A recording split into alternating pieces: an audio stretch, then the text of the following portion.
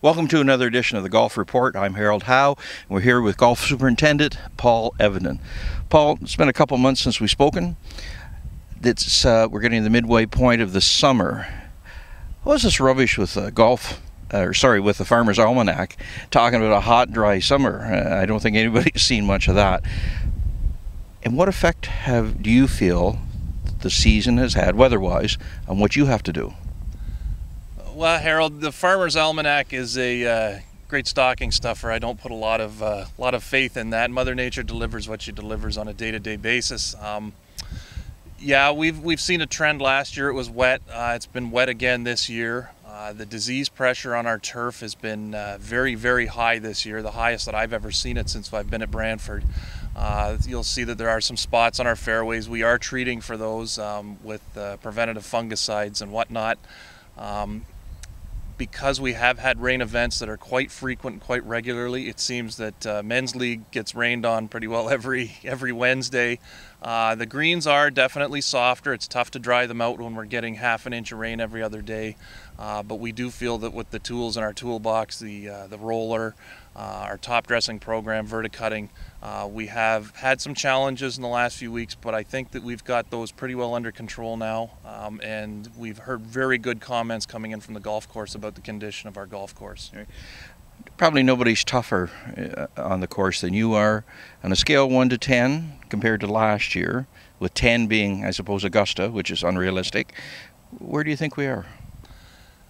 I'd love to be at 10, Harold. Honestly, I think that's every greenskeeper's goal, is to try and get the course to 10. I think realistically we're probably at about an 8 to an 8.5 if I was going to sort of qualify it.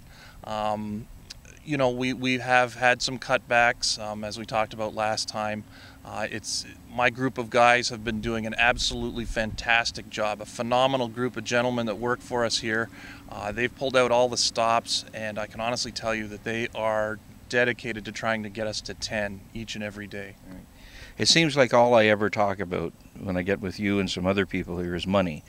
But the truth of the matter is, it is a financial issue with the club. You and your department took the brunt of a lot of the hit for this year's budget. You lost 5 guys out of 20. 20, that's 20. What effect do you feel the loss of manpower's had? Yeah, without a doubt, that's probably the single biggest impact that the new 2010 budget did have on my operation, Harold. It's a matter of just not having enough feet on the ground to get to every single area of attention that we recognize there are areas that don't get done as frequently as they should.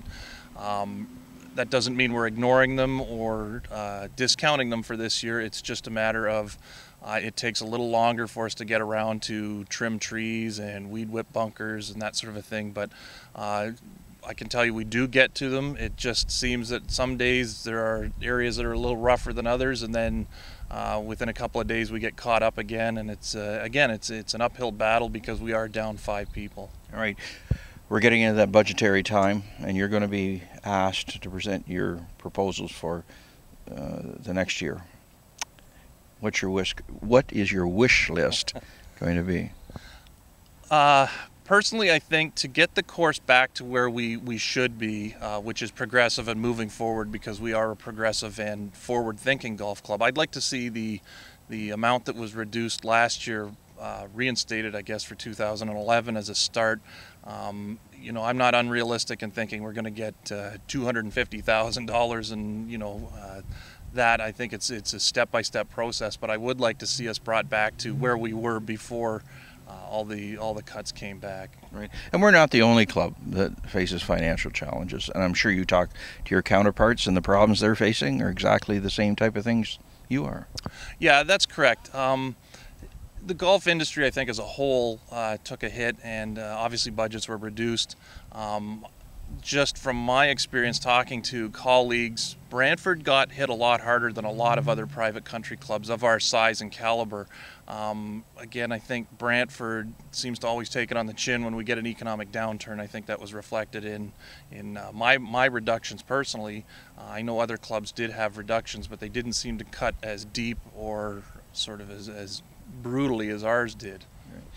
And finally, you probably noticed, maybe you haven't, that we've got a lot of experts here. And I've heard a few comments about greens not running as fast as they should because, I mean, it is a U.S. Open facility. Yes, everybody knows that. Absolutely. What is the rule of thumb for cutting our greens speed-wise?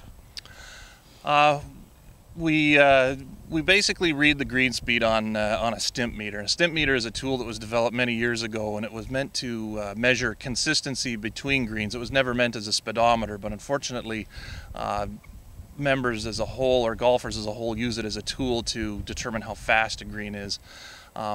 We have had some discussions with various committees, and there have been some concerns. Again, the weather hasn't really been helping us a lot to try and get those greens up to speed.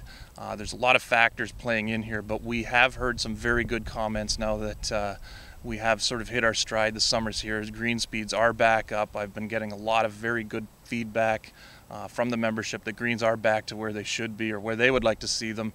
There is a guideline that we have set out that the Greens Committee has. Again, it's a guideline, it's not a rule of thumb. You know, golf course management is on living turf. It changes from day to day. There's not a bubble over our golf course. Some people feel that greens should be running at a certain speed absolutely every single day, regardless of rainfall and wind and humidity. Really?